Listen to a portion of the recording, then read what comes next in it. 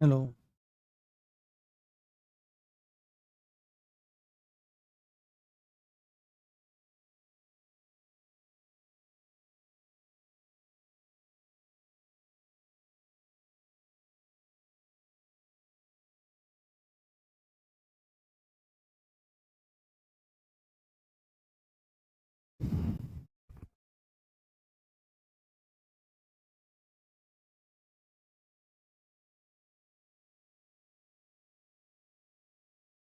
नमस्कार दोस्तों, मैं राम भारद्वाज आपका स्वागत करता हूं आपकी शानदार जानदार जबरदस्त मूल विधि कक्षा में, जहां पर हम जनहित याचिका या जनहितवाद, जिसको पीआईएल कहा जाता है या जिसको जहिया कहा जाता है, उसके संदर्भ में उसके जो आधारभूत तथ्य हैं, यानी कि आपके बेसिक कॉन्सेप्ट जो हैं, उनको देखने का समझने का प्रयास कर रहे हैं। कल हमने पूरी की पूरी एक टाइमलाइन सेट करी, एक तरीका सेट किया, जहां पर हमने जाना कि पीआईएल क्या है, क्यों है, कब दायर की जाती है।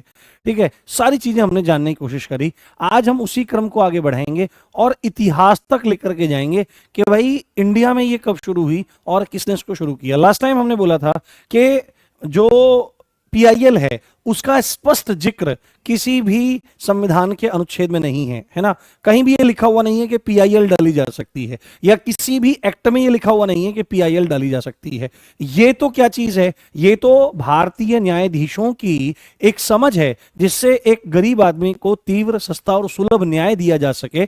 और उन्होंने इस पीआईएल के कॉन्सेप्ट को बिल्ड करने के लिए यूज किया आर्टिकल 32 का, आर्टिकल 226 का, और दो आर्टिकल आपके अभी आगे और आएंगे जो डीपीएसपी से संबंधित हैं, उनका यूज किया। बट अगर सीधे ही आपसे पेपर में क्वेश्चन पूछा जाएगा कि पीआईएल कहीं लिखा हुआ है क्या संविधान में, कि पीआईएल किसी एक्ट में लिखा हुआ है क्या, तो कहीं भी ये लिखा हुआ नहीं है। ठीक है, ये बात आपको समझ में आनी चाहिए। आप सभी का स्वागत है, आप सभी का वंदन है, आप सभी का अभिनंदन है। जल्दी से आ जाइए, फिर आज की जबरदस्त क्लास को हम लोग शुरू करते हैं। ठीक 4 बजे आपकी क्लास आज चालू हो गई है। मेरा प्रयास ये रहता है कि ठीक 4 बजे आपकी क्लास को हम लोग चालू कर दें, शुरू कर दें। हाँ हाँ, सभी का वंदन अभिनंदन, जिस जिस शब्द में के रूप में आप ये चीज बोल रहे हैं। हाँ हाँ, बहुत बढ़िया। हाँ, अब हमने क्या काम किया था, हमने क्या काम किया था दोस्तों, हमने कल ये देख लिया था कि पीआईएल कहां दायर हो सकती है। तो हमने देखा था पीआईएल आर्टिकल 32 का यूज करते हुए कहां पर दायर हो सकती है, आपके सुप्रीम कोर्ट में, और आर्टिकल 226 का यूज करते हुए ये हाई कोर्ट में दायर करी जा सकती है। अब एक इंपॉर्टेंट क्वेश्चन हमारे सामने ये आ जाएगा, मैं लिख देता हूं यहां पर पीआईएल, इससे लगे क्यों भाई हम कुछ ढंग से पढ़ रहे हैं। पीआईएल मतलब पब्लिक इंटरेस्ट लिटिगेशन, जनहित याचिका। एक प्रश्न जो स्वाभाविक हमारे मस्तिष्क में आना चाहिए, हमारे दिमाग में आना चाहिए, कि पीआईएल किसके विरुद्ध दायर की जा सकती है। पीआईएल किसके विरुद्ध, किसके अगेंस्ट, किसके विरुद्ध, है ना, किसके अगेंस्ट, किसके अगेंस्ट दायर की जा सकती है। हाँ, बहुत इंपॉर्टेंट पॉइंट है, दायर की जा सकती है, दायर की जा सकती है। पीआईएल किसके विरुद्ध दायर की जा सकती है। हमने देखा कि पीआईएल दायर कब होगी, तो नाम ही पीआईएल है, पब्लिक इंटरेस्ट, मतलब कि बड़े समूह के हितों का ध्यान रख करके उस संदर्भ में पीआईएल को डाला जा सकता है। एक बड़े समूह के हितों को ध्यान में रखते हुए, उनके मूलाधिकारों को ध्यान में रखते हुए, उनकी प्रॉब्लम को सॉल्व कराने के लिए पीआईएल दायर करी जा सकती है। पर हमने ये नहीं देखा कि पीआईएल दायर किसके खिलाफ करी जा सकती है। तो ये क्वेश्चन आपका बहुत ज्यादा इंपॉर्टेंट हो जाता है। इसको बहुत गंभीरता से देखिए और बहुत गंभीरता से समझिए कि पीआईएल जो है वो दायर करी जा सकती है आपकी सेंट्रल गवर्नमेंट के विरुद्ध। किसके, अगर चाहे कोई भी व्यक्ति, तो आपकी सेंट्रल गवर्नमेंट जो है, ठीक है, जो आपकी सेंट्रल गवर्नमेंट है, जो आपकी केंद्रीय सरकार है, कौन सी, जो आपकी केंद्रीय सरकार है, तो केंद्रीय सरकार के विरुद्ध आप क्या काम कर सकते हो, केंद्रीय सरकार के विरुद्ध आप पीआईएल दायर कर सकते हो। क्यों कर सकते हो, क्योंकि हो सकता है भाई कि केंद्र सरकार की कोई नीति, कोई फैसला इस तरह का हो जिससे लोगों का हित प्रभावित हो रहा हो, तो केंद्र सरकार को एंटी पार्टी बना करके, प्रतिवादी बना करके हम क्या काम कर सकते हैं, पीआईएल दायर कर सकते हैं। हो सकता है कि सेंट्रल गवर्नमेंट के साथ हमारा कोई पंगा ना हो, किसी स्टेट गवर्नमेंट के साथ हमारा पंगा हो जाए, है ना, किसी स्टेट गवर्नमेंट की वजह से कोई प्रॉब्लम क्रिएट हो रही हो, तो आप यहां पर लिख सकते हैं किसी राज्य सरकार के विरुद्ध, है ना, किसी राज्य सरकार के विरुद्ध, राज्य सरकार के विरुद्ध भी हमारा कोई ना कोई प्रॉब्लम क्रिएट हो सकता है, तो हम दायर कर सकते हैं।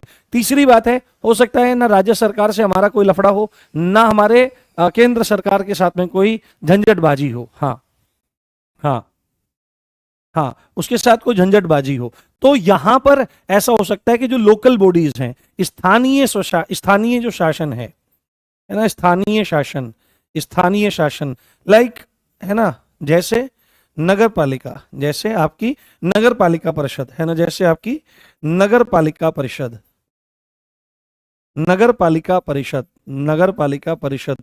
और परिषद को याद रखना चाहिए, परिषद की वर्तनी कई बार पूछ लेता है, तो परिषद में द पूरा नहीं होता है, द आधा होता है, उसमें लगा रहता है। हाँ हाँ हाँ, ठीक है अंकित रायकुमार, धन्यवाद भाई।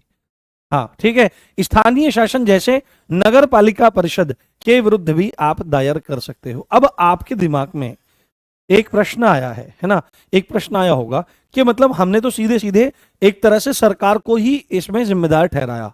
ठीक है, आज डेट 4 है, आज डेट 4 है तो क्या करना है आज, आज डेट 4 है तो क्या करना है? अच्छा, अरे यार भाई तुम पागल हो क्या, इसमें गलती से लग गया होगा। हे भगवान, यार मैं लिटरली यार, मतलब आर यू जोकिंग गाइस? मैं क्या समझा रहा हूं आपको, और आप में से 10 बच्चे ये लिख रहे हो कि आज तारीख 4 है।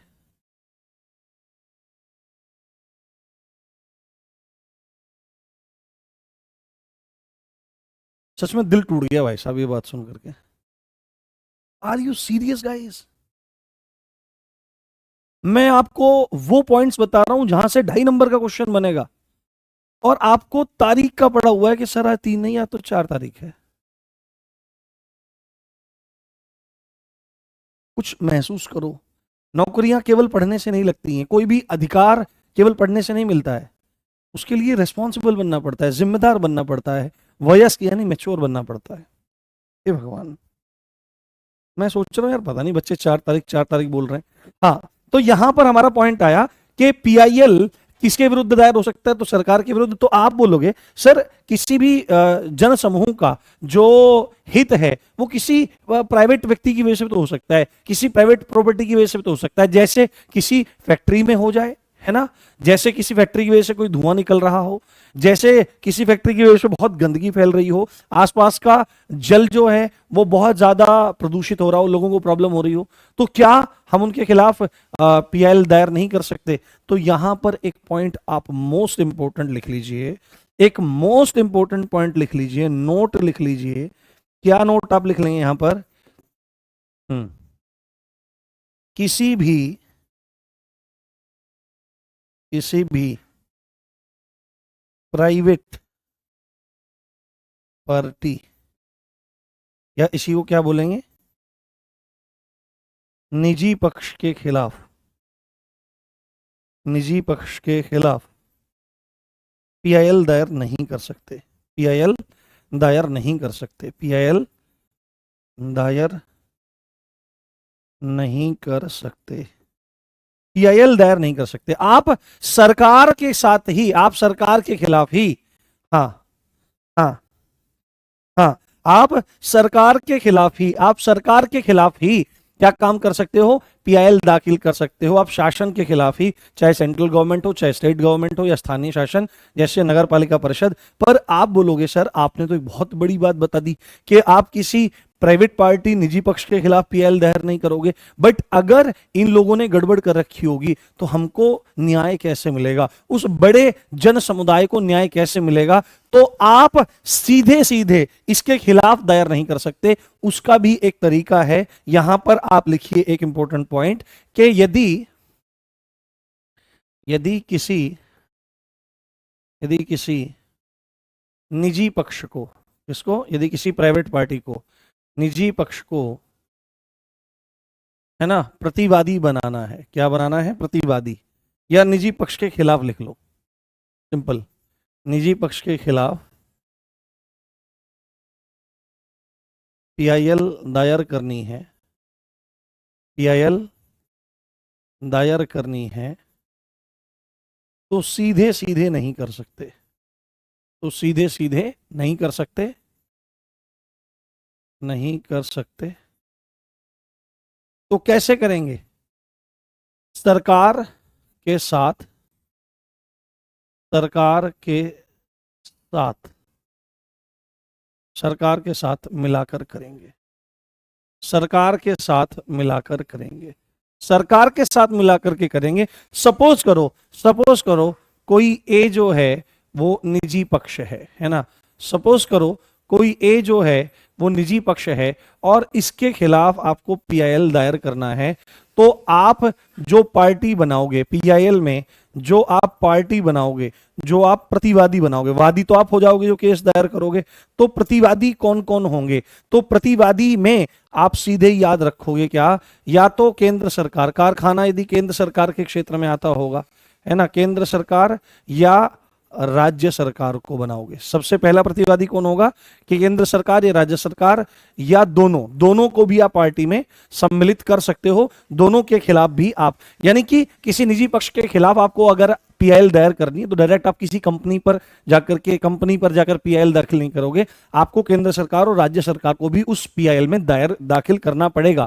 आप खाली केंद्र सरकार को कर सकते हो, आप खाली राज्य सरकार को कर सकते हो, चाहो तो दोनों को आप उसमें डाल सकते हो। साथ में आपको क्या काम करना पड़ेगा, राज्य के प्रदूषण बोर्ड को भी, है ना, राज्य का जो प्रदूषण बोर्ड है ना, स्टेट पोल्यूशन बोर्ड जो है, उसको भी आपको पार्टी बनाना पड़ेगा। स्टेट प्रदूषण, राज्य प्रदूषण नियंत्रण बोर्ड, राज्य प्रदूषण नियंत्रण बोर्ड, है ना, उसको भी आपको पार्टी बनाना पड़ेगा। और तीसरी बात है उस कारखाने को, है ना, वो कारखाना यानी कि वो निजी पक्ष, उसको आप करोगे तब जाकर के इन सबको क्या करना पड़ेगा, इन सबको एक साथ लाना पड़ेगा, प्लस प्लस, इस चीज को आप ध्यान रखिएगा।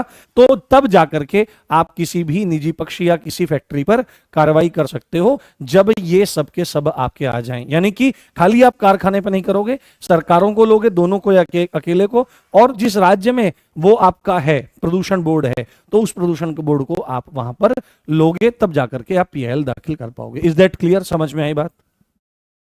हाँ, पीआईएल को, हाँ, प्राइवेट कंपनी को सरकार के साथ मिलाकर कर सकते हैं। हम्म हम्म हाँ, क्लियर हो गया आपको पॉइंट?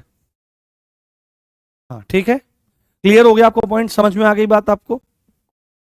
हाँ, इज एवरीथिंग क्लियर? फिर आगे बढ़ते हैं। हाँ हाँ हाँ हाँ, प्राइवेट पार्टी मतलब जो कोई भी जो सरकारी नहीं है वो प्राइवेट पार्टी, कोई भी फैक्ट्री, कोई भी कारखाना इत्यादि। ठीक है, चलो अब मैं आपको कुछ और चीजें लिखवाता हूं, कुछ पॉइंट्स लिखवाता हूं जिन पर आप क्या काम कर सकते हो, जिन पर आप पीआईएल दाखिल कर सकते हो। अभी तक तो हमने मोटी मोटी बात करी कि लोकहित में, तो लोकहित में क्या क्या चीजें, मतलब दो चीजों पे आपकी पीआईएल दायर हो सकती है। एक तो पब्लिक इंटरेस्ट पे, यानी सरकार का कोई फैसला हो, सरकार की कोई स्कीम हो, या जिससे लोगों को प्रभाव पड़ता हो, ये हमने बोल करके सीधे ही वहां पर बात चले गए थे। और दूसरा बोल दिया था किसी किन्हीं लोगों के मौलिक अधिकारों का हनन हो रहा हो तो भी हम पीआईएल वहां पर दायर कर सकते हैं। बट अगर हम कुछ पॉइंट्स खोल करके लिख दें कि भाई पीआईएल कहां कहां पर दायर हो सकती है, और पूछा भी जा सकता है, तो पीआईएल किन बिंदुओं पर दायर करी जा सकती है, इस पॉइंट को यहां पर लिखें आप, पीआईएल किन बिंदुओं पर दायर की जा सकती है, किन बिंदुओं पर, किन बिंदुओं पर दायर की जा सकती है, पीआईएल किन बिंदुओं पर दायर की जा सकती है।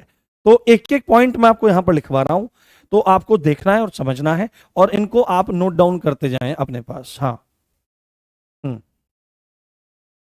हाँ, हम्म,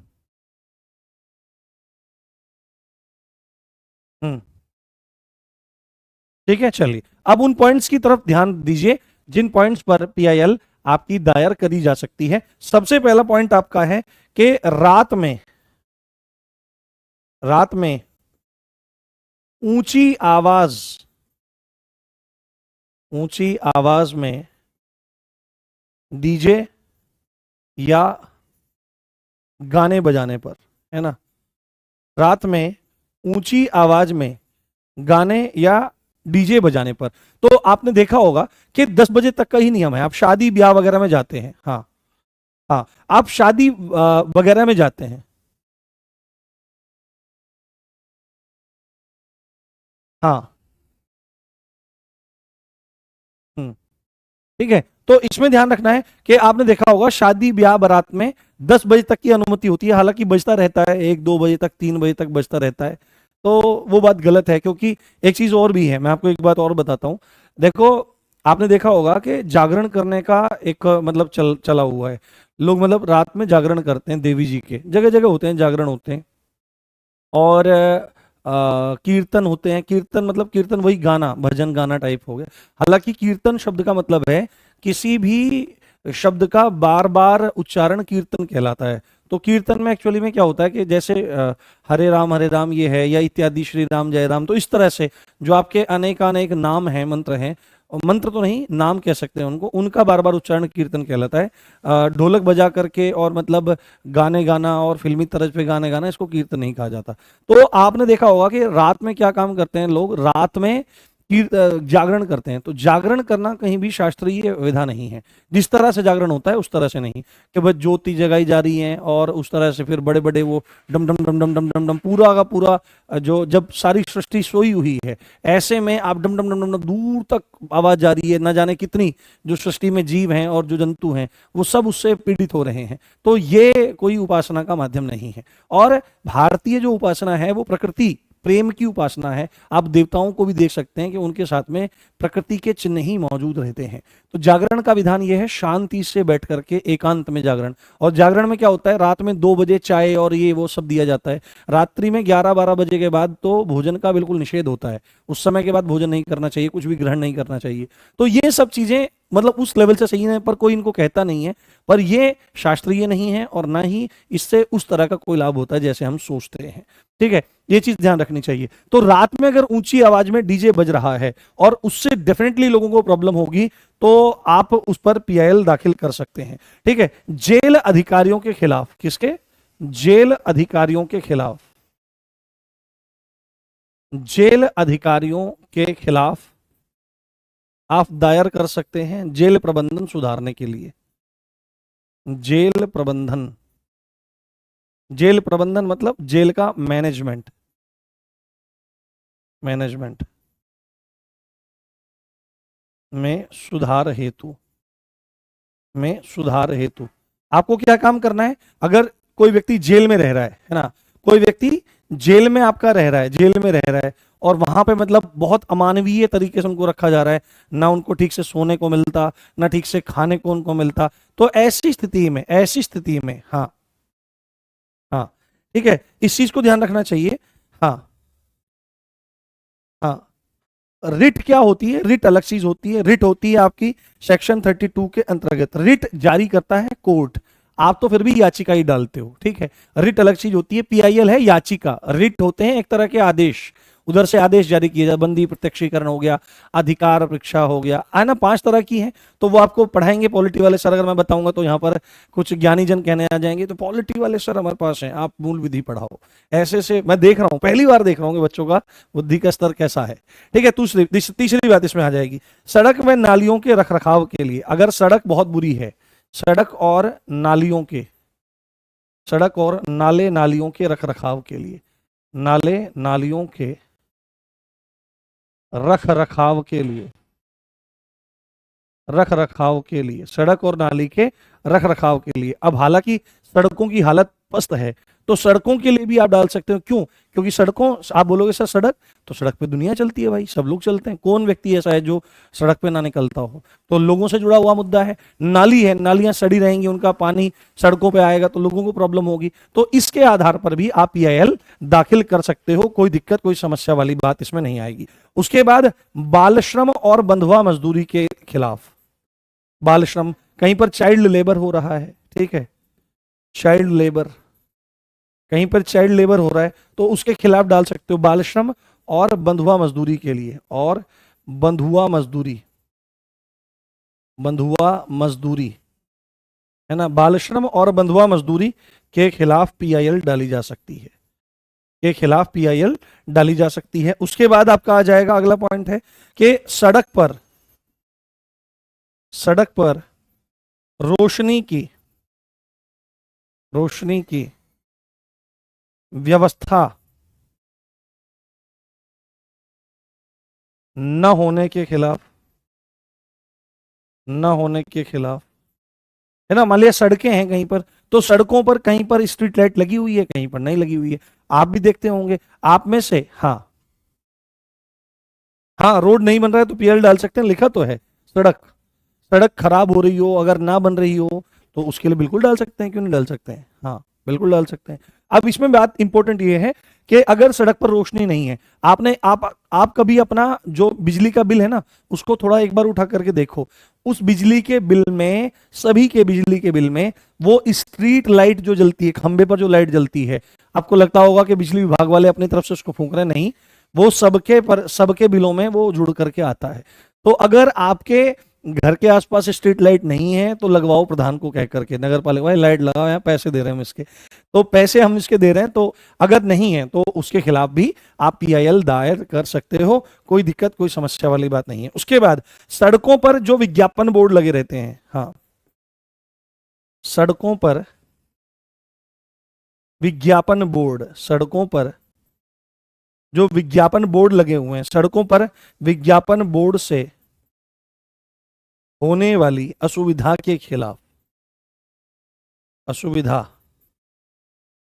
के खिलाफ आप डाल सकते हो, ठीक है। असुविधा के खिलाफ आप डाल सकते हो। सड़कों पर इतने बैनर लगे हुए हैं, दिख ही नहीं रहा है कहीं पे कुछ, ना मोड़ का पता लग रहा है, ना कुछ पता लग रहा है, अगर उससे आपको प्रॉब्लम हो रही है तो डेफिनेटली आप डाल सकते हो, कोई दिक्कत वाली बात नहीं है, क्योंकि पब्लिक इंटरेस्ट से जुड़ा हुआ आपका मामला है, ठीक है। उसके बाद अगर राजनीतिक भ्रष्टाचार हो रहा है, क्या हो रहा है, राजनीतिक भ्रष्टाचार हो रहा है, ठीक है। मुझे भी पता लगा था, हालांकि मैं इस तरह से नाम डिस्क्लोज नहीं करूंगा, ना ही ये बताऊंगा, पर मुझे पता लगा था, ना ये बोलूंगा कौन सा पद है, क्या पद है, कि लगभग 10 साल एक व्यक्ति किसी राजनीतिक पद पर रहा, ठीक है। वो संवैधानिक पद भी हो सकता है, वो प्रशासनिक पद भी हो सकता है, ठीक है, क्योंकि मैं ऐसे किसी का नाम नहीं ले सकता, बट मुझे इतनी बात पता लगी थी कि उस व्यक्ति ने, और मतलब इसी तरह से राजनीतिक भ्रष्टाचार का सहारा लेते हुए 10 साल के अपने कार्य अवधि में 850 से 900 करोड़ की संपत्ति को खड़ा किया। कितनी? 850 से 900 करोड़, जिसका पहला कोई पॉलिटिकल बैकग्राउंड नहीं था।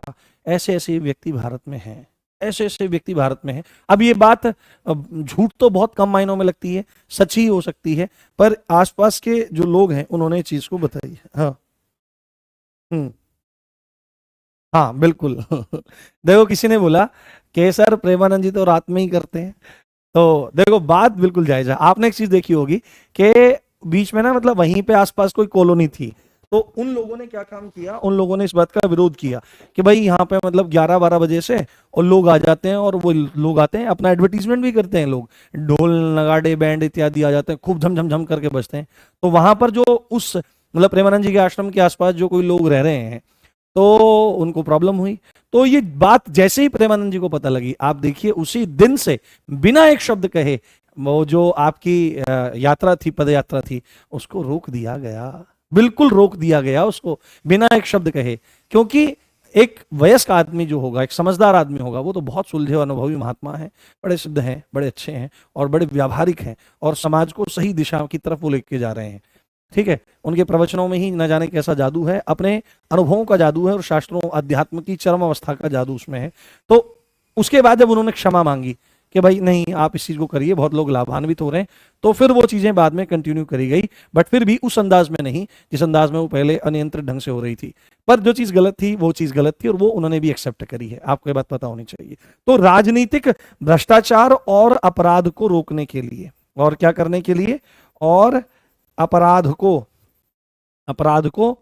रोकने के लिए, और अपराध को रोकने के लिए भी आप पीआईएल दायर कर सकते हो। उसके बाद अगला पॉइंट, कुछ 2-4 पॉइंट और हैं इसमें। उसके बाद अगर कहीं पर क्या हो रहा है, पेड़ों की कटाई हो रही है, हाँ, पेड़ों की कटाई को रोकने के लिए, डिफॉरेस्टेशन को रोकने के लिए, पेड़ों की कटाई को रोकने के लिए, पेड़ों की कटाई को रोकने के लिए आप पीआईएल दायर कर सकते हो। अब आप बोलोगे सर पेड़ों की कटाई से आदमी का क्या मतलब है? हाँ, हाँ, बाल श्रम बच्चे अपनी मर्जी से कर रहे हो? नहीं बेटे, ऐसा नहीं। बच्चा को क्या पता है? आप एक चीज देखो, अभी आप बीएनएस में पढ़ोगे, बीएनएस में 7 साल से छोटे उम्र का बच्चा, डोली इनकेपेक्स नाम से एक वर्ड आता है, अपराध करने में अक्षमता। तो अगर 7 साल से नीचे का बच्चा उठा करके किसी को गोली मार देगा तो उसको पता ही नहीं रहेगा कि भाई ऐसा हो जाएगा, उसको अपराध ही नहीं माना जाएगा। 12 साल से नीचे का बच्चा, 7 साल से 12 साल के भी नीचे का बच्चा, यदि मतलब अपने कार्य के परिणामों को जानता है तो हाँ, उस पर थोड़ा सा एक्शन लिया जा सकता है, बाल सुधार गृह इत्यादि भेजा जा सकता है। परंतु आप चीज देखो कि बाल श्रम कितने उम्र का बच्चा कर रहा है, 9, 10, 11, 12, उसको समझ ही नहीं है क्या उसका भला है क्या नहीं है। और भारत में गरीबी इतनी है कि हालात खराब है, बहुत बुरी स्थितियां हैं।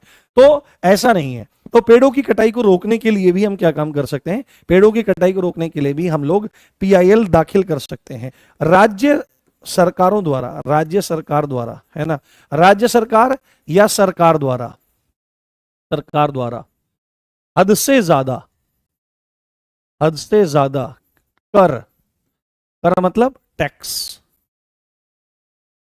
लिए जाने की स्थिति में,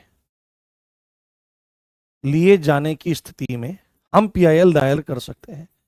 स्थिति में, स्थिति, स्थिति में जब गरीब आदमी, जब गरीब आदमी परेशान हो जाए, है ना, जब गरीब आदमी परेशान हो, तब हम क्या काम कर सकते हैं? तब हम पीआईएल दायर कर सकते हैं। देखो अभी क्या हुआ था, आपने एक चीज देखी थी कि लगातार इंडिया में जो टैक्स है वो बढ़ता ही जा रहा था, बढ़ता ही जा रहा था। और मतलब निर्मला सीतारमण जी के बारे में बन रहा था कि अगर मुझे फायदा होता है तो आप फिर उस पर टैक्स लोगे, है ना। पहले तो मैं इनकम टैक्स दूंगा, देन मैं अगर कोई गाड़ी खरीदने चला जाऊं मैं उसमें टैक्स दूंगा, मैं कोई भी फोन खरीदने जाता हूं, कुछ भी खरीदने जाता हूं मैं उसमें भी टैक्स दूंगा, मैं कुछ खाने जाऊं मैं उसमें भी टैक्स दूंगा, मैं गाड़ी के लिए टैक्स दे रहा हूं, मैं बाइक के लिए टैक्स दे रहा हूं, मैं रोड पे उसे चलाने के लिए पेट्रोल भरवाने जाऊंगा, डीजल भरवाने जाऊंगा, मैं उसमें टैक्स दूंगा। उसके बाद मैं जब रोड पर गाड़ी को चढ़ाऊंगा तो उसका भी मैं टैक्स दूंगा, हर चीज का मैं टैक्स दूंगा। तो भाई तुमने तो हमें मार लिया। अब एक बात बताओ, अगर मैं उसमें फिर क्या काम करूंगा कि उसमें थोड़े से पैसे को बचा करके किसी फंड में डालने का, म्यूचुअल फंड में डालने का, या किसी निवेश में या किसी स्टॉक में डालने का प्रयास करूंगा। अगर वो डूब गए तो कुछ नहीं, अगर मुझे वहां से कैपिटल गेन्स हो गए, मुझे फायदा हो गया, तो उसमें भी आप टैक्स लोगे। तो मतलब हद हो गई थी बिल्कुल, बहुत बुरी तरह से। और मिडिल क्लास की तो जैसे जान सी अटक गई थी। तो उन्होंने अभी इस फाइनेंशियल ईयर के लिए क्या काम कर दिया है कि 12 लाख रुपए तक जिनकी इनकम है, 12,75,000 तक, क्योंकि 75,000 थोड़ा वो है, तो उनके लिए उन्होंने जीरो टैक्स कर दिया है। ये बहुत सही बात है, क्योंकि आज के समय में एक मतलब ठीक ठाक फैमिली वाला, इतना मतलब ठीक ठाक कमाने वाला यहां तक पहुंच सकता है, पहुंच जाता है। और आप उससे पहले उससे टैक्स लेने लगो, इतनी महंगाइयां हो रही है, इतने खर्चे हो रहे हैं, है ना। 500 रुपए का नोट खुलाया और खत्म, ऐसा ऐसा समय अब हो रहा है। हाँ, हाँ, हाँ, हाँ। तो नहीं, रात में कहीं भी लाउड स्पीकर बजेगा, हाँ कहीं भी बजेगा, ठीक है। किसी, अभी देखो हाई कोर्ट के भी ऑर्डर हैं, यूपी हाई कोर्ट के भी ऑर्डर हैं और अदर कोर्ट्स के भी ऑर्डर हैं कि कोई भी रेडियो, कोई भी साउंड सिस्टम, चाहे वो मंदिर में हो चाहे वो मस्जिद में हो, वो नहीं बजेगा। पर लोग फिर भी बजाते हैं, ठीक है। अगर उस पे कोई एक्शन होता है तो फिर वो उनको हटाना भी पड़ता है, ऐसी बात नहीं है। उसके बाद अगर कोई फैक्ट्री, है ना, अगर कोई फैक्ट्री, अगर कोई फैक्ट्री, अगर कोई फैक्ट्री या जिसको क्या आप कह सकते हो कारखाना प्रदूषण करे, किसी तरह का प्रदूषण करे, किसी तरह का क्या करे, किसी तरह का प्रदूषण करे, किसी तरह का पोल्यूशन करे, तो भी आप क्या काम कर सकते हो? पीआईएल दायर कर सकते हो। और यहां पर क्या है, यदि, अगला पॉइंट है, यदि सरकारी अधिकारी, है ना, अपना काम पूरा ना करे, यदि सरकारी अधिकारी अपनी ड्यूटी ना करे, तो भी आप पीआईएल दायर कर सकते हो। ड्यूटी न करे तो भी आप क्या काम कर सकते हो? पीआईएल दायर कर सकते हो। तो ये कुछ बिंदु हैं जिन आधारों पर आप कह सकते हो कि पीआईएल दाखिल किया जा सकता है। Is that clear? समझ में आ रही है बात? हाँ, हाँ, अभी बात आएगी। अब इसकी प्रक्रिया के बारे में ही हम लोग बात करेंगे। अब इसकी प्रक्रिया के बारे में ही आगे हम लोग बात करेंगे, क्या प्रक्रिया है, सब चीज समझ में आएंगी। अब हमने ये सारी चीजें देख ली हैं, ठीक है। अब हमने देख लिया क्या होता है, कब होता है, क्यों होता है, किस लिए होता है, किसके खिलाफ होता है, कैसे होता है, किन किन चीजों का आधार बनाकर होता है और किन किन बिंदुओं पर होता है। अब यहां पर एक पॉइंट आएगा, अब मैं क्रम से समझा रहा हूं कि पीआईएल दायर होने के बाद, पीआईएल दायर होने के बाद कोर्ट डिसाइड करेगा, है ना, क्या कोर्ट डिसाइड करेगा क्या? कोर्ट डिसाइड करेगा क्या? डिसाइड करेगा कोर्ट? कोर्ट डिसाइड करेगा कि स्वीकार करना है, कि स्वीकार करना है ना, एक्सेप्ट करना है, हाँ एक्सेप्ट, एक्सेप्ट करना है या मना करना है ना, एक्सेप्ट करना है या मना करना है, एक्सेप्ट करना है या डिनाई करना है। ठीक है, कोर्ट पर ये टोटल डिपेंड करता है कि कोर्ट उस याचिका को, उस पीआईएल को, इस पीआईएल को वो स्वीकार करेगा या इस पीआईएल को वो अस्वीकार करेगा। ये कोर्ट पर डिपेंड करता है। और आपने देखा भी होगा जितनी भी याचिकाएं जाती हैं, जितनी भी आपकी प्ली जाती हैं, हाँ अगर नाली बनवाना हो तो पहले अथॉरिटी के पास जाओ, अथॉरिटी अगर नहीं फिर भी कर रही है तो आप पीआईएल दायर कर सकते हो उसके लिए। बट पीआईएल दायर करने के लिए अभी प्रक्रिया में आगे आएगा कि सुप्रीम कोर्ट में 5 कॉपी लगती है उस पीआईएल की और हाई कोर्ट में 2 कॉपी लगती है, और वकील होना जरूरी है। ठीक है, वकील होना जरूरी है। पर अगर बहुत कोई रेयर कंडीशन हो, है ना, कि बहुत ही खतरनाक कंडीशन है, तो जस्टिस पीएन भगवती ने इतना अच्छा काम करके छोड़ा है। उन्होंने ये बात बोली है कि भाई आप एक लेटर के माध्यम से भी सुप्रीम कोर्ट और हाई कोर्ट में ये बात बता सकते हो, सबसे पहले उन्हीं की सुनवाई होती है। यदि आपका ऑडिटर, जो आपका महान्यायवादी होता है ना, जो आपका अटॉर्नी जनरल होता है, अगर वो उस दिन वहां पर नहीं पहुंचा है, तो अगर वो पहुंचा है तो दूसरे नंबर पर सुनवाई होगी आपके पत्र की, आपकी याचिका की, नहीं तो पहले नंबर पर आपकी याचिका की सुनवाई होगी। ये चीज आपको ध्यान रखना है। हाँ ठीक है, चलो तो ये इस पर डिपेंड करता है। अब यहां पर कुछ चीजें हम ना पीआईएल के इतिहास के बारे में जान लेते हैं। जैसे कल कुछ बच्चे पूछ रहे थे सर ये बताओ कि ये शुरू कहां से हुई थी, तो इसके बारे में 2-3 बिंदु हैं जो मैं आपको थोड़ा सा बताना चाहता हूं। पीआईएल का इतिहास है। आप बोलोगे सर शुरू में ही क्यों नहीं बता दिया? क्योंकि वो एक लय जो था, कब क्यों कैसे कहां, ये सब हमारा लय बिगड़ जाता। तो इतिहास में यहां पर आपको बता रहा हूं। हाँ ठीक है, यहां पर मैं आपको बता रहा हूं। तो सबसे पहले अगर आपसे पूछे कि पीआईएल का कॉन्सेप्ट कहां से आया है, तो पीआईएल के कॉन्सेप्ट की शुरुआत 80 है ना, आपके 1960 में, 1960 में यूएसए में हुई थी। कहां पे हुई है? यूएसए में हुई है। 1960 में यूएसए में पीआईएल का कॉन्सेप्ट आपका चला है। और 1960 में यूएसए में इसका नाम क्या था, इसको क्या बोला जाता था, इसका नाम क्या था? तो इसके नाम के संदर्भ में आप लिख लीजिए इसको सामाजिक, है ना, इसको सामाजिक कार्यवाही याचिका बोला जाता था। क्या बोला जाता था?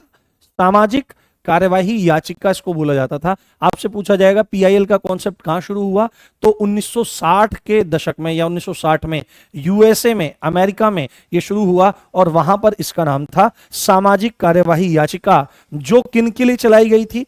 जो चलाई गई थी कमजोर, जो कमजोर लोग थे, जो पिछड़े थे, है ना, जो कमजोर लोग थे, जो पिछड़े थे, और जो उपेक्षित थे, मतलब जिनकी तरफ कोई ध्यान ही नहीं दे रहा था, उपेक्षित लोगों, है ना, उपेक्षित लोगों को न्याय दिलाने के लिए, उनको जस्टिस दिलाने के लिए इसको शुरू किया गया था। इसको शुरू किया गया था। एक पॉइंट आप यहां पर लिख लीजिए, क्योंकि पीआईएल अगर देखा जाए तो पीआईएल क्या है ना, पूरे के पूरे समाज के बारे में बात करती है। ये सामाजिक ताने बाने पर आधारित है। ये एक प्रश्न आपसे बन सकता है कि ये किस पॉइंट पर आधारित है, तो आपको बोलना पड़ेगा ये सामाजिक ताने बाने पर आधारित है। सामाजिक ताने बाने पर आधारित है। और सामाजिक ताना बाना अगर आपको अजीब लग रहा होगा, तो सामाजिक ताने बाने को अंग्रेजी भाषा में एक नाम दिया जा सकता है, सोशल इंजीनियरिंग। किस सिद्धांत पर आधारित है? ये पेपर में क्वेश्चन आया हुआ है, सोशल इंजीनियरिंग, है ना, सोशल इंजीनियरिंग पर ये आपका कॉन्सेप्ट पूरा का पूरा बेस्ड है। और ये काफी इंपॉर्टेंट पॉइंट है, इसको आपको ध्यान रख लेना है। पीआईएल क्या है? सामाजिक ताने बाने पर आधारित है। पूरे समाज में या समाज के किसी बड़े वर्ग को प्रभावित करने के लिए, उसके हितों को ध्यान में रखते हुए, उसके राइट्स को ध्यान में रखते हुए कॉन्सेप्ट शुरू हुआ है। शुरुआत 1960 यूएसए में, जहां पर इसको सामाजिक कार्यवाही याचिका बोला जाता था, जिसका काम था कमजोर, पिछड़े और उपेक्षित लोगों को न्याय दिलाना। और इसको सोशल इंजीनियरिंग के कॉन्सेप्ट पर बेस्ड माना जाता है। यह बात आपको ध्यान रखनी। अब यहां पर ही बात आई कि सर ये तो आपका आ गया 1960 की बात हो गई, किसकी? 1960 की बात हो गई। इंडिया में इसकी शुरुआत कब हुई, इंडिया में इसकी शुरुआत कैसे हुई? तो आप यहां पर लिखिए इंडिया में पीआईएल की शुरुआत, इंडिया में पीआईएल की शुरुआत, है ना, पीआईएल की शुरुआत। तो इंडिया में पीआईएल की शुरुआत का आधार क्या बना? इंडिया में पीआईएल की शुरुआत का आधार, है ना, पीआईएल की शुरुआत का आधार मैं यहां पर लिख लेता हूं, बिल्कुल एकदम डायग्रामेटिक वे में, जिससे आपको समझने में आसानी हो। आधार एक केस बना, आधार एक केस बना, एक केस बना, जो केस आपका कब का था? 1976 का था। यह केस आपका 1976 का था, और इस केस का जो नाम था वो था मुंबई कामगार सभा, मुंबई कामगार सभा, मुंबई कामगार सभा वर्सेस आपका अब्दुल भाई, फैजुल्ला भाई, अब्दुल भाई। ये एक केस था, ये केस था, ये एक केस था जो मुंबई कामगार सभा और अब्दुल भाई और फैजुल्ला भाई के बीच में हुआ था। और इस केस में जो जस्टिस थे आपके, इस केस में जो न्यायाधीश थे, है ना, इस केस में जो जज थे, जो न्यायाधीश थे, उनका नाम आपको बहुत अच्छे से याद रखना जरूरी है। वो है न्यायमूर्ति V R Krishna Iyer, V R Krishna Iyer, V R Krishna Iyer most important नाम है, ठीक है, मोस्ट इंपोर्टेंट नाम है। आपको याद रखना है कि इंडिया में पीआईएल के कॉन्सेप्ट को शुरू करने वाले, है ना, औपचारिक रूप से शुरू करने वाले, अगर दो नाम आएंगे आपके लिए, आपके सामने नाम आएगा जस्टिस न्यायमूर्ति, जस्टिस या न्यायमूर्ति वी आर कृष्ण अय्यर और Justice P N Bhagwati. Justice P N Bhagwati जो क्या थे? जो भारतीय उच्चतम न्यायालय के आपके मुख्य न्यायाधीश भी रह चुके हैं। इन दोनों ने मिलकर भारत में पीआईएल के कॉन्सेप्ट को शुरू किया। But Justice P N Bhagwati से पहले भी एक आधार, एक बेस अगर पीआईएल को इंडिया में किसी केस ने दिया या किसी न्यायमूर्ति ने दिया, किसी जज ने दिया, तो वो थे न्यायमूर्ति वी आर कृष्ण अय्यर, जिन्होंने मुंबई कामगार सभा वर्सेस अब्दुल भाई फैजुल्ला भाई के मामले में इसकी औपचारिक रूप से शुरुआत करी थी। अगर अब आपसे पूछा जाने लगे कि भारत में कौन से दशक में पीआईएल का प्रारंभ हुआ, तो आपको लिखना पड़ेगा 1980 के दशक में, है ना, 1980 के दशक में, डिकेड में, ठीक है, 1980 के दशक में, है ना, औपचारिक रूप से, औपचारिक रूप से, औपचारिक रूप से पीआईएल का प्रारंभ भारत में हुआ, भारत में हुआ, भारत में हुआ। और शुरू करने वाले कौन थे और प्रारंभकर्ता कौन है? प्रारंभकर्ता कौन है? ये बहुत इंपॉर्टेंट नाम है। प्रारंभकर्ता है सुप्रीम कोर्ट के, सुप्रीम कोर्ट के 17वें मुख्य न्यायाधीश, सुप्रीम कोर्ट के आपके 17वें मुख्य न्यायाधीश, 17वें मुख्य न्यायाधीश जस्टिस पी एन भगवती। बहुत जबरदस्त नाम, जस्टिस पी एन भगवती। कौन है? Justice P N Bhagwati. ये नाम आप बहुत अच्छे से याद रखिएगा। ये नाम आपको बहुत अच्छे से याद रखना है कि 1980 के दशक में, है ना, औपचारिक रूप से ऑफिशियली इंडिया में पीआईएल शुरू करी गई। और शुरू करने का श्रेय किसको जाता है? तो भारत के 17वें मुख्य न्यायाधीश, मुख्य न्यायाधीश मतलब chief justice of India, CJI. कौन थे? आपके जस्टिस पी एन भगवती थे। इन पी एन भगवती ने भारत में पीआईएल के कॉन्सेप्ट को शुरू किया। अब आपको पीआईएल के संबंध में अगर इंडिया में कोई नाम याद रखने हैं तो आपको 1976 का मुंबई कामगार सभा वर्सेस अब्दुल भाई के केस में न्यायमूर्ति वी आर कृष्ण अय्यर जी का नाम याद रखना है। उसके बाद 1981 में, ठीक है, 1981 इसको याद रख सकते हैं आप, है ना। ये पी एन भगवती का जो समय है वो 1981 का समय है, ठीक है। उसके बाद अगर कोई नाम आपको याद रखना है तो जस्टिस पी एन भगवती का नाम याद रखना है। और उसके बाद एक और इंपॉर्टेंट नाम यदि आपको देखना है, अगर एक और इंपॉर्टेंट नाम आपको देखना है तो आपको याद रखना है भारत में पीआईएल की जननी। मोस्ट इंपॉर्टेंट नाम है और पेपर में आया हुआ है। भारत में पीआईएल की जननी किसको कहा जाता है? पीआईएल की जननी किसको कहा जाता है? जिसने दबा करके इस कॉन्सेप्ट को शुरू किया तो वो नाम है पुष्पा कपिला हिंगोरानी। पुष्पा कपिला हिंगोरानी। कौन है? पुष्पा कपिला हिंगोरानी। पुष्पा, कपिला, हिंगो रानी, जिन्होंने अकेले ही 100 से अधिक पीआईएल दायर करी, जिन्होंने अकेले ही 100 से अधिक पीआईएल दायर की है ना, पीआईएल दायर की है, ठीक है, जो स्वयं भी वकील थी। पर ये इंपॉर्टेंट पॉइंट है, पीआईएल की जननी, तो पुष्पा, कपिला, हिंगो रानी, ये नाम आपको बहुत अच्छे से याद रख लेना है, बहुत अच्छे से आप इसको कॉन्सेप्ट को जान लेना है। एक एक पॉइंट मेरे साथ में आप लिखिए और नोट करते रहिए। हम्म हम्म हम्म ठीक है, क्लियर हो गया पॉइंट, समझ में आ रही है सारी बात, बोर तो नहीं हो रहे हो? इतना गहन मुद्दा आपका चल रहा है।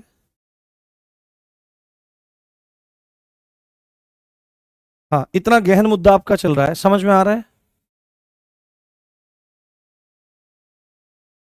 हाँ हाँ, मैं थोड़ा जल ले लेता हूँ। हाँ। हम्म। हाँ। हम्म। देखो, जैसे कोई बच्चा यहाँ पे प्रश्न पूछ रहा है, हाँ, जैसे यहाँ पर कोई व्यक्ति प्रश्न पूछ रहा है कि सर हाँ, कि सर यदि आपके संज्ञान में ऐसा कोई मामला आता है तो क्या आप पीएल दायर करेंगे? तो मैं आपको एक बात बताऊं, वहां पर क्या पॉइंट आया था कि या तो कोई ऑर्गेनाइजेशन जो सोशल इंजीनियरिंग के उस पर काम करता हो, ठीक है, वो डाल सकता है, डालने को कोई भी डाल सकता है, पर डालेगा कौन? देखो, कोई भी काम बिना स्वार्थ के कोई करता ही नहीं है, ठीक है, जिसका किसी को मतलब, और कोर्ट कचहरी से लोग वैसे भी डरते हैं। अभी अगर मेरे संदर्भ में बात करी जाए तो बिल्कुल डाल सकते हैं, क्यों नहीं डाल सकते हैं, अगर कभी जरूरत पड़ेगी तो डाला जा सकता है। बट इसमें क्या चीज है कि वकीलों को करने के लिए बहुत पैसा लगता है, कोर्ट पैसा नहीं लेता है ना, कोर्ट फीस के नाम पर कुछ नहीं लेता, पर वकील जो केस लड़ते हैं वो बहुत तगड़ा पैसा लेते हैं, और इसमें बहुत बड़े बड़े संस्थान ही मिलकर के कार्य करते हैं, जैसे पुष्पा, कपिला, हिंगो रानी है, तो ये खुद भी वकील थी। अब ये इतने सारे कैसे कर पाई? ये खुद ही वकील थी तो डाल पाई, अगर वकील नहीं होती तो नहीं डाल पाती उतने सारे केस, इतने पैसा कहां से लाती। अब इसमें एक इंपॉर्टेंट पॉइंट आपको याद रखना है, सुप्रीम कोर्ट के कुछ गाइडलाइन है ना, इसमें हम लिखिए पीआईएल के, पीआईएल से संबंधित, पीआईएल से रिलेटेड सुप्रीम कोर्ट के कुछ नियम, सुप्रीम कोर्ट के कुछ नियम हैं जिनको आपको ध्यान रखना है, जिनको आपको समझना है। तो सीधे सीधे कोर्ट क्या बोलता है कि पीआईएल कोई भी दायर कर सकता है ना, पीआईएल, यही सीधी बात है, मैं पहले भी देखा था, पीआईएल कोई भी दायर कर सकता है, किसमें?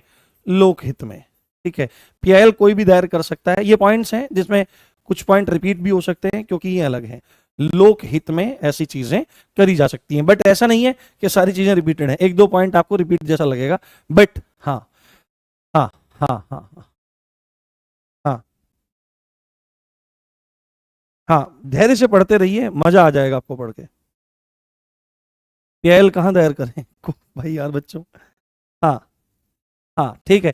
अब सबसे इंपॉर्टेंट बात है, मोस्ट इंपॉर्टेंट पॉइंट आ रहा है आपका, मोस्ट मोस्ट इंपॉर्टेंट पॉइंट आपका आ रहा है कि विषम परिस्थितियों में, विषम परिस्थितियों में, परिस्थितियों में, विषम परिस्थितियों में, है ना, लेटर के द्वारा भी, लेटर यानी कि पत्र के द्वारा भी, पत्र के द्वारा भी, है ना, पीआईएल, पीआईएल दायर की जा सकती है, पीआईएल दायर की जा सकती है, विषम परिस्थितियों में है, की जा सकती है, की जा सकती है। पहले क्या हो रहा था, पहले क्या हो रहा था कि जस्टिस पीएन भगवती ने, जस्टिस पीएन भगवती ने, हाँ हाँ, बिल्कुल क्वेश्चन आएंगे बेटे, आप ध्यान से, आप विश्वास करके पढ़िए तो सही। हाँ, और आप ये मानिए कि ये ऐसा सब्जेक्ट है जो दम निकाल देता है पढ़ाने में, पूरा का पूरा सब्जेक्ट ऐसा है जो फैक्चुअल है, एक एक पॉइंट फैक्ट है, फैक्ट। अगर हिंदी हो या अन्य सब्जेक्ट हो जहां पर थ्योरी हो, जहां पर अपने हिसाब से चीजों को बताया जाता हो, जहां पर समझाने का कॉन्सेप्ट हो, परंतु एक एक पॉइंट फैक्ट है और इसमें गलती बिल्कुल होने की गुंजाइश नहीं है। आप देखो कि मुझसे मुश्किल से मुश्किल 2-3 बार गलतियां हुई हैं और उनको तभी मैंने सही करा। अब इतनी सारी धाराएं लिखी जा रही हैं, कोई भी लिखेगा तो लिखने में एक आध बार गड़बड़ हो सकती है, बिल्कुल हो सकती है, और अगर सामने आप बैठे और आप सोचोगे एक भी गलत कैसे हो गया, तुम तो थर्ड ग्रेड हो, ये हो, फलाना ढिमका हो। तो अगर आप भी हजारों बच्चों के सामने ऐसे बैठ करके पढ़ाओगे और हजारों बच्चों की चिंताएं आपको होंगी कि एक भी चीज गलत ना हो जाए, एक भी पॉइंट गलत ना हो जाए, तो ऐसी छोटी मोटी चीजें हो जाना स्वाभाविक है। तो सामने वालों को भी अपनी तरह ही समझना चाहिए। हाँ ठीक है। तो विषम परिस्थितियों में आपके लेटर द्वारा, है ना, पत्र द्वारा भी पीआईएल दायर करी जा सकती है, इस बात को ध्यान रखना है। ये क्यों हुआ? क्योंकि जस्टिस पीएन भगवती को लगा कि भाई हम लोगों को त्वरित न्याय देंगे, हम लोगों को फायदा पहुंचाएंगे, हम लोगों को सुलभ और सस्ता न्याय देंगे। बट जब उनको लगा कि यार मेरे पास तक तो लोग आ ही नहीं पा रहे हैं, क्योंकि सुप्रीम कोर्ट तक आना कोई मजाक बात थोड़ी ही है, तो उन्होंने कहा कि भाई अगर आपके पास बहुत बड़ी समस्या है तो आप मुझे पत्र के माध्यम से भी दे दें। जैसे उनके बारे में एक बार बात कही जाती है कि वो उत्तराखंड में गए और उत्तराखंड में उन्होंने पहाड़ों में किसी प्रकार के प्रदूषण को देखा, तो उन्होंने जाकर के वहीं के लोगों को खुद बोल दिया, वहां की अथॉरिटीज को खुद बोल दिया कि मैं सुप्रीम कोर्ट जा रहा हूं, तुम एक लेटर के द्वारा पीआईएल दाखिल करो मेरे पास। ऐसे ऐसे ऐसे थे वो जस्टिस पीएन भगवती। ठीक है, तो लेटर के माध्यम से भी चीजें आपकी करी जा सकती हैं। और ये जो था पत्र द्वारा जो भेजने के संदर्भ में था, ये जस्टिस पीएन भगवती ने नियम बनाया था। किसने? जस्टिस पीएन भगवती ने। जस्टिस पीएन भगवती ने ये आदेश दिया था। और एक केस था एसपी गुप्ता, एक केस था एसपी गुप्ता, है ना, एसपी गुप्ता वर्सेस भारत संघ का मामला था। एसपी गुप्ता वर्सेस भारत संघ के मामले में ये वाली बात बताई थी कि आप लेटर के माध्यम से भी मेरे पास ये चीज भेज सकते हो। ये आदेश जस्टिस पीएन भगवती ने दिया था। ये सारे के सारे पॉइंट आपके लिए काफी इंपॉर्टेंट है। हाँ ठीक है, आगे चलते हैं। आगे कुछ पॉइंट्स देखते हैं जो संबंध में जरूरी है। इसमें एक चीज है, अब आप एक चीज समझते होंगे कि पीआईएल की फीस, है ना, अब वकील तो जो पैसा लेगा वो लेगा ही, कोर्ट कितना पैसा लेगा? तो पीआईएल की फीस है 50 रुपए प्रति, है ना, प्रतिवादी, है ना, वादी, है ना, वादी या प्रति व्यक्ति लिख लो, ठीक है, प्रतिवादी, है ना, प्रति व्यक्ति लिख लो, प्रति व्यक्ति लिख लो। अब एक चीज है, आप बोलोगे प्रति व्यक्ति का क्या मतलब है? तो यहां पर आप देखो, आप पीआईएल दायर ही कर पाओगे, है ना, जिसमें लोगों के समूह का, है ना, लोगों के समूह का हित होगा, लोगों के समूह का हित होगा। उसमें सबको या क्या बनाया जाएगा? उसमें सबको याची बनाया जाएगा, उसमें सबको याची बनाया जाएगा, पिटिशनर बनाया जाएगा। तो हर याची से 50 रुपए फीस लेने का प्रावधान है आपका सुप्रीम कोर्ट के द्वारा, कि 50 रुपए व्यक्ति या 50 रुपए प्रति याची, है ना, ये आपको ध्यान रखना है। अब ये पॉइंट आपको समझ में आ गया। तो यहीं पर एक बात है कि पीआईएल की फीस सुप्रीम कोर्ट चाहे तो माफ कर सकता है, चाहे तो इसे भी माफ कर सकता है, इसे भी माफ कर सकता है। सुप्रीम कोर्ट चाहे तो इसे भी माफ कर सकता है। यह बात आपको याद रखनी है। 50 रुपए प्रति याचिक के तौर पर वहां पर चीजें हैं, लिखी जाती हैं। नहीं सेक्शन नहीं है भाई, नहीं, क्यों नहीं दायर कर सकता है? हाँ, अगर कोई शराब की दुकान वाला एमआरपी से ज्यादा पैसे लेता है तो फिर तो आप कंज्यूमर फोरम में जाएंगे ना, उसके लिए पीआईएल क्यों ना? तुमको इतनी चिंता, तुम दारू पीते हो क्या भाई? चलो भाई महंगी बिक रही है, अल्लाह पीआईएल दायर करूंगा इसके लिए। नहीं, उसके लिए कंज्यूमर फोरम में करो आप कॉल।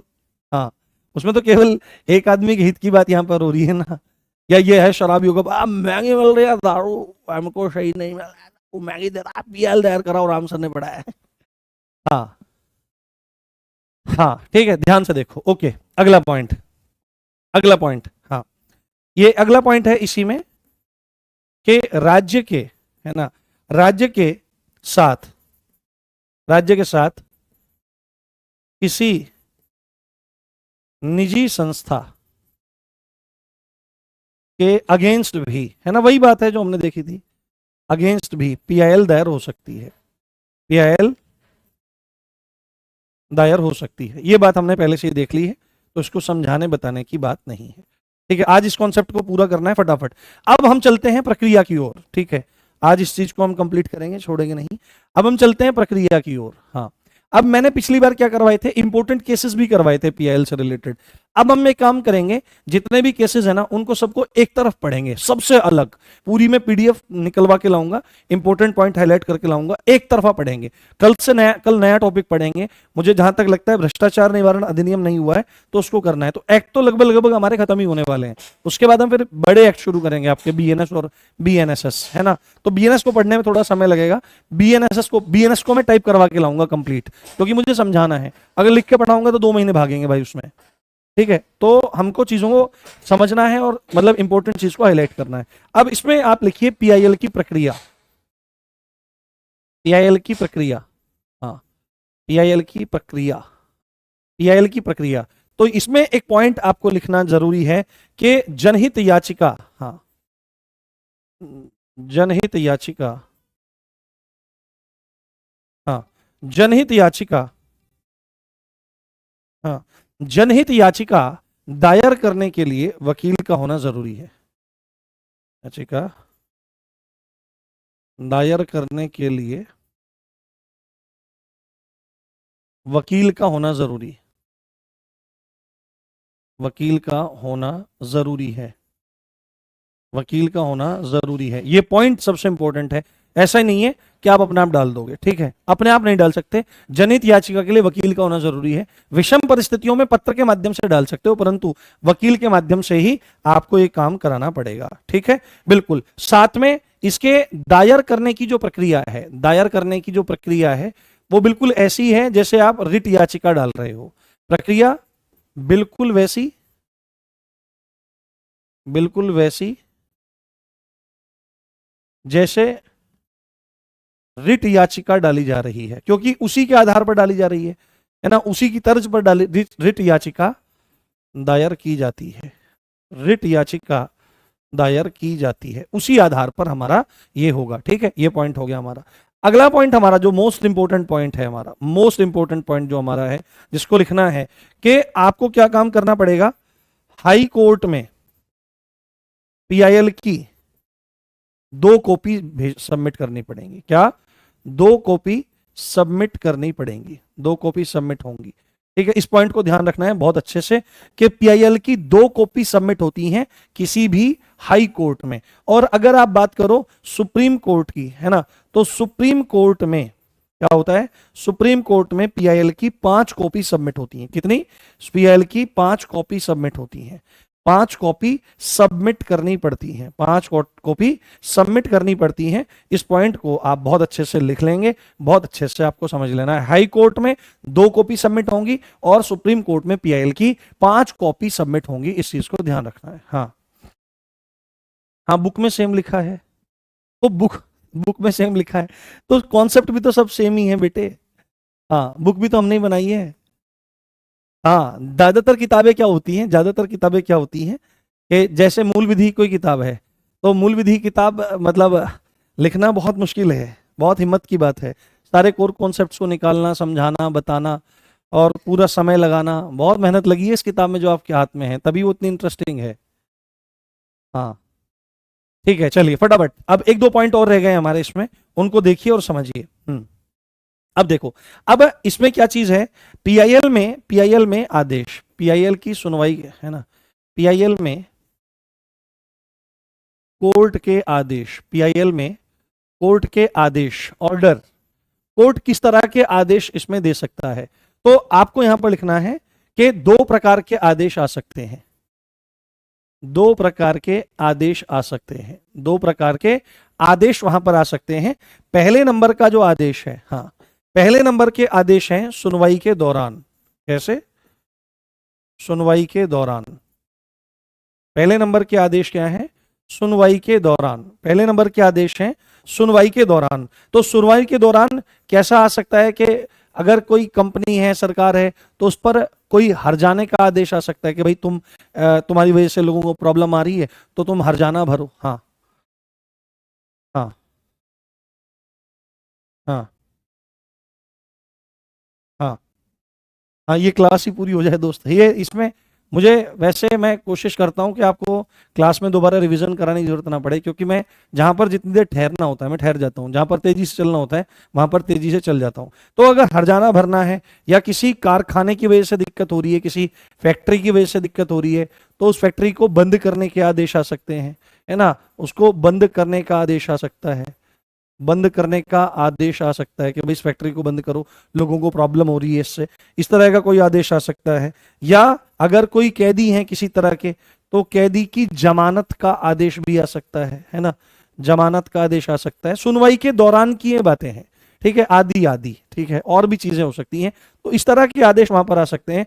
और उसके बाद आप क्या आएंगे, फाइनल वर्डिक्ट्स, है ना, अंतिम आदेश। तो अंतिम आदेशों में आपके क्या क्या हो सकते हैं? अंतिम आदेशों में मेन तो चीज यही रहेगी कि सुनवाई के दौरान जो आदेश दिए गए हैं, है ना, सुनवाई के दौरान जो आदेश दिए हुए हैं, जो आदेश दिए हुए हैं उनका पालन कराना, उनका पालन सुनिश्चित करना, उनका पालन सुनिश्चित करना ही ये प्रमुख उद्देश्य रहता है। पीआईएल के केस में दो प्रकार के आदेश आ सकते हैं, सुनवाई के दौरान कि भाई फाइन भरो, फैक्ट्री बंद करो या कैदी को छोड़ दो, और फाइनल आदेश आता है कि भाई जो हमने सुनवाई के दौरान आदेश दिए थे उनका पालन आप सुनिश्चित करिए। हाँ, टाइम हो गया, रुकिए अभी रुक जाइए, मेरे फोन इसमें 4:56, हाँ 4:59 हो रहे हैं। हाँ, अब इसमें हाँ एक दो छोटे छोटे पॉइंट हो रहे हैं, फटाफट उनको लिख लो तो आपका काम चल जाएगा। हाँ, लो हमारे तो पेज ही खत्म हो गए, पर कोई बात नहीं, हम ब्लैक वाले पे लिख लेंगे। हाँ, इसमें एक चीज ये है, एक पॉइंट आप इसमें लिख लीजिए, ये कितना सुकून दे रहा है आंखों को भाई, मुझे भी बड़ा अच्छा लग रहा है इसमें तो। हाँ, पीआईएल, हाँ, सुनवाई के बाद वापस नहीं हो सकती है, सुनवाई के बाद वापस नहीं हो सकती है, वापस नहीं हो सकती है। ऐसा नहीं हो सकता कि पीआईएल की सुनवाई हो गई है और उसके बाद कोई सोचने लगे चलो भाई इसको वापस करना है, तो नहीं, वो वापस नहीं होगा। हाँ हाँ, इसको वो वापस नहीं होगी। और यदि कोई व्यक्ति क्या काम करता है, इसका मिसयूज करने की कोशिश करता है, दुरुपयोग करने का प्रयास करता है, तो उस पर जुर्माना भी हो सकता है। तो पीआईएल का मिसयूज मिसयूज मिसयूज या दुरुपयोग करने पर फाइन भी पड़ सकता है ना, फाइन भी पड़ सकता है, ये बात ध्यान रखनी है। आपसे पूछा जा सकता है कि क्या पीआईएल सुनवाई के बाद वापस हो जाएगी, तो नो, नहीं। ठीक है, एक छोटा सा पॉइंट और है, एक छोटा सा पॉइंट और है, उसको आप थोड़ा सा ऐड कर लीजिए तो आपके लिए, आपको थोड़ी सी मदद मिल जाएगी। पीआईएल को संवैधानिक आधार प्रदान करने वाले अनुच्छेद, पीआईएल को संवैधानिक आधार प्रदान करने वाले, हाँ, प्रदान करने वाले आपके अनुच्छेद, प्रदान करने वाले आपके अनुच्छेद, आपके आर्टिकल, आपके आर्टिकल्स, ठीक है। पीआईएल को संवैधानिक आधार प्रदान करने वाले आपके आर्टिकल्स कौन कौन से हैं, तो आपको इसमें लिखना है आर्टिकल, आपका आर्टिकल 38, आर्टिकल 38 जो किसके अंतर्गत आता है, जो डीपीएसपी के अंतर्गत आता है, और किस संदर्भ में आपकी बात करता है, तो इसमें है समाज के वर्गों को, समाज के जो वर्ग हैं, समाज के वर्गों को आर्थिक, आर्थिक सामाजिक, आर्थिक सामाजिक और राजनैतिक न्याय मिले, राजनैतिक न्याय मिले। तो ये बहुत ज्यादा बात करता है क्योंकि समाज के वर्गों की बात आ गई है ना, इनडायरेक्टली लोक हित की बात आ गई है, इनडायरेक्टली समाज के हित की बात आ गई है, किसके, समाज के हित की बात आ गई है, इनडायरेक्टली जनहित की बात आ गई है। तो ये कहीं ना कहीं इनडायरेक्टली ये आपके इसको प्रभावित करता है, सेक्शन 38, जहां पर आर्थिक, हाँ हाँ, नहीं जिला न्यायालय में नहीं होगा, हाँ हाँ, हाँ, ठीक है। और इसी में एक आर्टिकल है आपका, अगला आर्टिकल जिसमें लिख देता हूं मैं, आपका article, article 39A, article 39A जो किसी गरीब व्यक्ति को निशुल्क विधिक सहायता का प्रावधान करता है। क्या, किसी गरीब के लिए, किसी गरीब के लिए, है ना। फ्री लीगल एड की बात करता है, फ्री लीगल एड, है ना, यानी कि निशुल्क विधिक सहायता, विधिक सहायता की बात करता है। तो ये दो जो आर्टिकल हैं ये आपकी मदद करने की बात बोलते हैं, ये आपको, हाँ हाँ नहीं इसमें आ तो गया ये निशुल्क विधिक सहायता। तो ये एक्चुअली में निशुल्क विधिक सहायता क्या है, ये निशुल्क विधिक सहायता फ्री में वकील की तो बात है, हाँ वकील के बिना आप इसको नहीं कर सकते हो, फ्री में वकील की बात है, ठीक है। रेयर कंडीशन में आप क्या काम कर सकते हो, रेयर कंडीशन में आप पत्र के द्वारा कर सकते हो कि सुनवाई कर लो, बाकी चीजें होती रहेंगी। तो ये पूरा का पूरा